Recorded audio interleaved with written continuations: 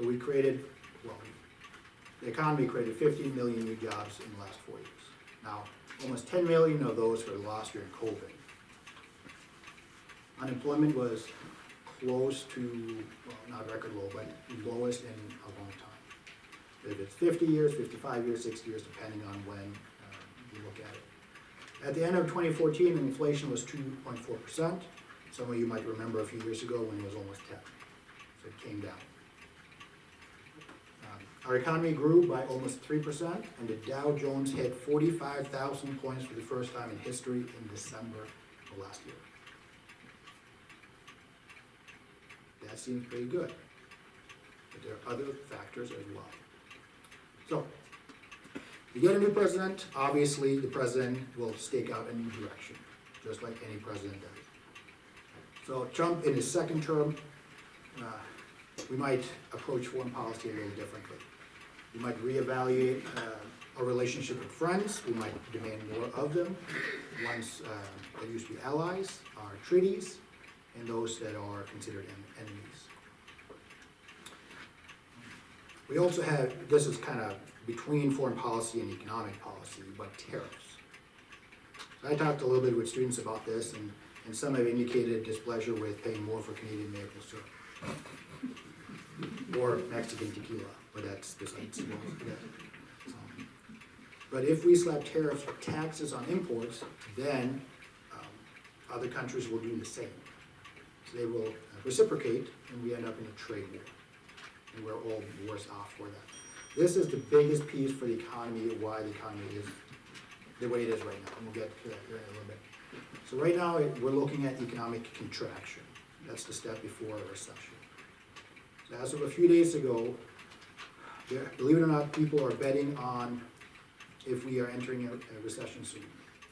And the likelihood of that jumped up to about 40%. And a recession is a decline in economic activity that lasts for several months. How many months? I can't tell you. Because we have an agency that makes that call. They often make that a few months after the recession has started. So we will, even if we're in a recession now, they don't tell us we are in a recession. You probably feel it though. Is it still an agency? Yeah, so, really good question. So far, so good. So they make that call down the road. So right now, let's see here, inauguration day right here, we're looking about 25%, a little bit less, and then it drops to almost 20 in terms of are we likely to enter a recession. And then once the tariffs start, become jittery. Experts are uncertain about the future. What is the economy going to do? So we've had recessions before. We've had quite a few of them. So this goes back to, well, 25 years ago. We had over 20 recessions. Now recently, they don't last as long as they used to. We have the Great Depression, obviously that's a huge recession. We also have the Great Recession here. So in one sense, we're overdue for a recession, a correction of the market. Obviously, we don't want that. One of the other indicators of recession news is the stock market. So we hit an all-time high, well, this is the S&P 500, but we hit an all-time high in December, and it's kind of dipped a little bit since then. So we're hovering, I think it's 41,000 points now, something like that. And part of why people are thinking we're heading towards a recession is consumers aren't as confident about the future as they used to be. If we're doing this trade war with Canada, with Mexico, with China, maybe with Europe, things are going to get more expensive. So consumers tend to save more money. They keep more money, they spend less money. In our GDP, our economy, 70% or so of it is tied into private consumption. So if we stop consuming as much, that's going to have ripple effects throughout the economy. Companies might stop producing as much, they might lay people off, and that has ripple effects beyond just saving. So generally, the break-even point here is about 100. If it's above 100, people feel generally good about the future of the economy. So it was right around here, this is election time and then election time, right? There you go. So generally we look at this and we kind of help predict the outcome of an election. If people are pessimistic, they tend not to reward the incumbents, which here was Democrat. So, could we ask people what they feel? Are we going in the right direction? Yeah. So this is a poll I found. This is from March, so this is earlier this month, compared to numbers from right before the election. So generally, Democrats tend to not be supportive of what the president's doing because the president's a Republican. Right? Republicans are the opposite. They're supportive of what their president's doing. Overall here, the real big impact are independents, the ones in between. So now almost 2/3 of Americans are dissatisfied with the direction of the economy or how it's performing. About 7% or so say that their household income has increased. 60% say, well, this hasn't changed, and the rest say we actually are worse off. Okay. So there are several reasons why we might head towards a recession right now. Some are policies by this administration, and some are just trends in the economy. For instance, interest rates. Interest rates are higher now than they used to be. I came here during COVID, interest rates were extremely low, historically low. I'm never gonna pay off that house, because less than 3% mortgage is phenomenal. Right? So that's great for me and for some of you. But that means right now, when interest rates are high, the cost of borrowing money is also higher for us, but also for the federal government. When the federal government is borrowing with deficit spending, it costs more to borrow that money. So that limits what the president, whoever is president, can do. It's more costly to do these projects, if that's tax cuts or what else.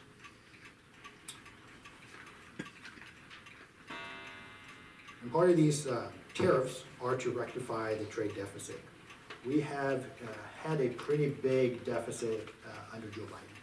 That means we are buying more goods than we are selling. So let's see, down towards here, it's about $100 billion is leaving our economy every year, going somewhere else. There's less money we have to spend, us as consumers and the government. So that limits what you can do as well. And then actually, under Joe Biden, the economy was overperforming against the potential. And that seems kind of weird. How can we overperform against where we're supposed to be? It indicates that the economy is heating up. So the worry now is that if we have additional stimulus poured into the economy, we can increase inflation pretty significantly. So we got to manage where we go from here. So one of the, you guys familiar with DOGE? The Department of Government Efficiency, which is not a department, and maybe not efficient either. But it's a rebadging of something called the U.S. Digital Service. It was renamed with an executive order, and now it's called Department of Government Efficiency. Interestingly enough, Congress has to designate the department, and they haven't done so. So it's not sanctioned by Congress. We are not really sure if they have authority to do what they're doing. So the legality of this might be questionable. The effectiveness seems to fluctuate every day. We don't really know the leadership. I say that knowing that President Trump has said Elon Musk is in charge of it. But on federal forums to a federal judge in federal court, government said that Amy Gleason is in charge of DOGE. So she was in charge of the digital service. So we don't really know. Does that matter? Sure, maybe.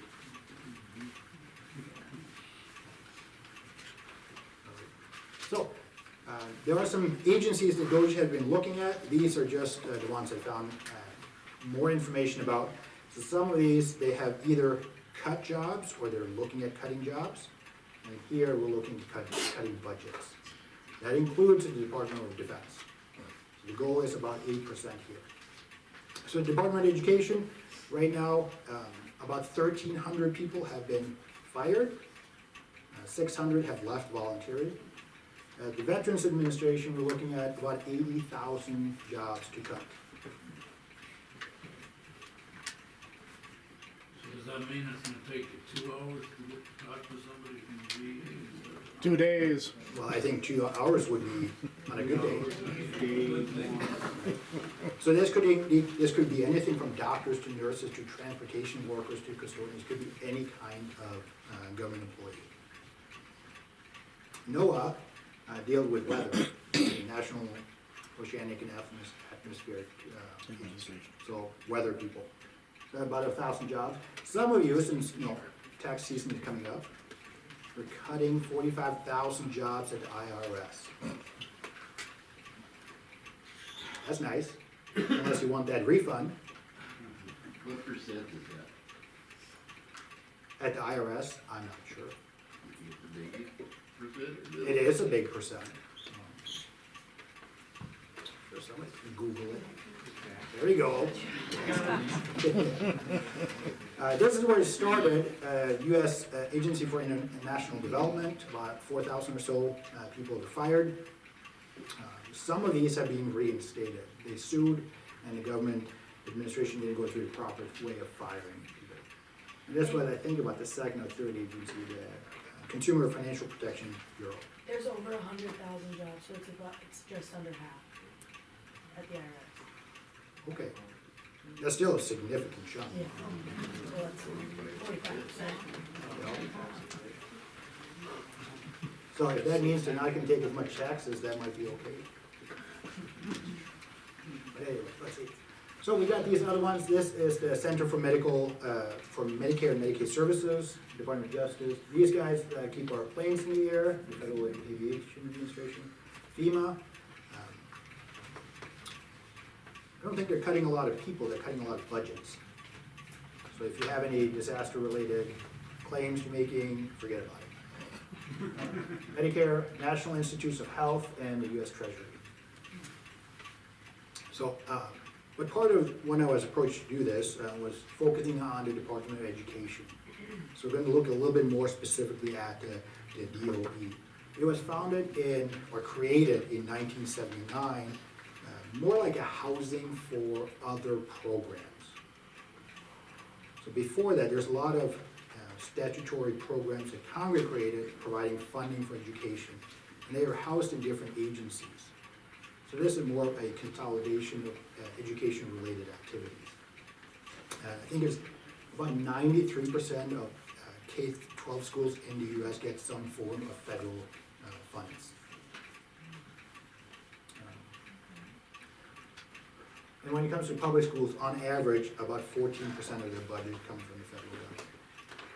Now, the agency itself isn't huge. It actually is the smallest in terms of workforce, or agents, and the 7th smallest in terms of budget. So they got about $80 billion a year, but they manage almost $240 billion in these programs to administer. So some of the things they focus on, specifically student loans and grants, like Pell Grants and FAFSA and stuff like that. They track achievement of students. Might be good. And then if there's any civil rights issues, they enforce those. So those are the big three things they do. But they don't shape the curriculum. They don't do anything with education in terms of what is taught. It's just fun and the systems. So some of these programs that they administer, dealing with grants to local agencies, we've got Pell Grants, direct loan program, work study, vocational service for those with disabilities, special education services, and of course, eventually we created the department itself. So these are programs passed by Congress prior to the establishment of the Department of Education. And now they're transferred over there. They're housed in the DOE. Is that? Okay, good. So Title I is one of these programs. So here the Department of Education is providing assistance for 26 million children that live in poverty throughout the country, and about 7.5 million individuals in school that have disabilities. Those student loans have to be repaid, just so you know. So right now, that is about a $1.6 trillion portfolio of student loan repayment. I'll get back to this in a little bit, because there is news today. The tracking part has been gutted by DOGE, so we don't track any achievements anymore, and the civil rights enforcement has changed. So now, the administration said we're really only gonna focus on anti-Semitism and trans athletes. Anything else is explicit unlawful discrimination. Good? If they're not in charge of curriculum, who is in charge of the curriculum? States and locals. State already? Yep. And so if they don't wanna put particular books in the library and it's all on a state or local Yep. level? There's nobody Unless there? there's a federal grant that's tied into certain things, Oh. and if you do it, you can lose that money. But it is encouragement, it's not force. It's So not if you don't mandatory. drive 55, you're not gonna get money. That's what it used to be. So actually, University of North Dakota is under investigation now, along with about 60 other universities across the country for violating these new civil rights rules. And I can't tell you what the outcome's gonna be, because we haven't gotten there yet. What's an example of what they're like violating? That's not UND, this is over in Minnesota. Yeah, like what is the thing they're violating? For specifically for UND, I can't tell you. Just news that came out a few days ago, that they're under investigation along with about 60 others. And right now, the Secretary of Education is Linda McMahon. She was confirmed on a party line vote.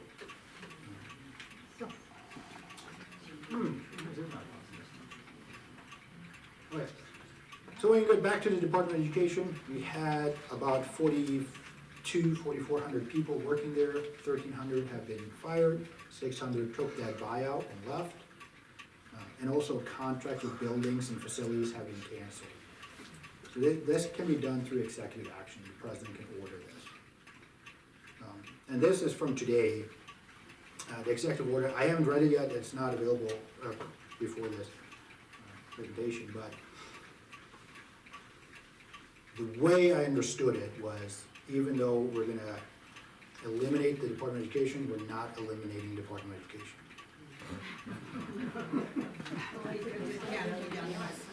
That's right. So the president can gut the Department of Education, but he can't eliminate it. So that's what the start is here.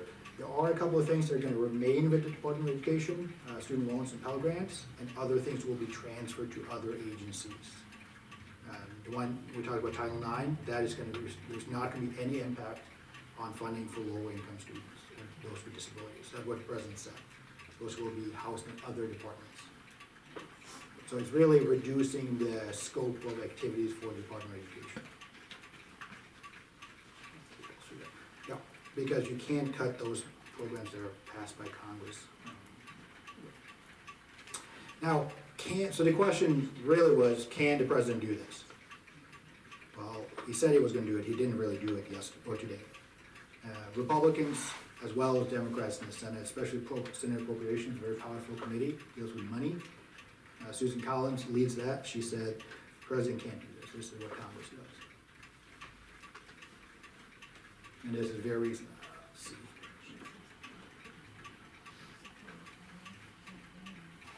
Yeah, this is a week ago or so. On the same committee, the ranking minority member, the Democrats said the same thing. Even though Congress can do this, what it seems like the administration is doing is gutting it, which they can do to a certain extent.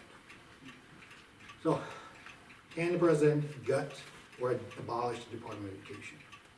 So that's the question that we've been working towards. There are a couple of parts here. Institutionally, organizationally, and the programs. So institutionally, no, Congress can abolish the department. So it can still exist on paper, because organizationally, the president can do a lot of things to reorganize a federal agency. Reassign people, fire people, and move things around away from the Department of Education to other departments. So to a certain extent, that is very much possible. And those programs cannot just be axed unless Congress does it. But the president still has some discretion here in terms of how those funds are allocated, but it depends on each program what the law is.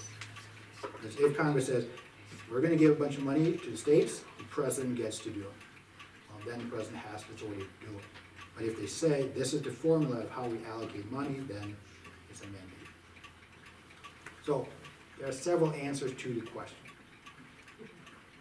And we talked about this about 8 weeks ago, and for some reason, you scheduled it for today, and today is when the president signed this executive order. So somebody really knew the future. Well, we got lucky there. So, that's about it. You guys got any questions? So, when you go back to, with that Department of Education, when you say, today, President Trump signed to abolish Mhm. the department, even though he can't, but he did. So, President Trump and Republicans for a long time have been gunning for the Department of Education, so they call it that, but it's technically starting the process, and then I think the hope is that Congress eventually will pick up the slack and actually abolish the department. So this is, Why? Why? They're not shaping the message, the states get to choose what goes in the books, what the kids learn. so that is part of, Where's the end game here? Why? I can't tell you. Because I can speculate. nobody believes they're trying to save money. These people aren't about trying to save the American people money. They got a different message here. Well, I realize this can get political. So I'm gonna answer it by saying, the Department of Education is the smallest department we have, by quite a bit. Only like 4,000 people work there, we used to. They have a decent sized budget, but it's the 7th smallest of all the ones. And the next ones are like in the hundreds of billions, if not more. So if the goal is to save money, I don't think that's the goal. There's something else. President today said, and has said in the past, as Republicans have said, we want to return control to the states. So instead of having federal strings attached to the funding, this will be a block grant. Here, states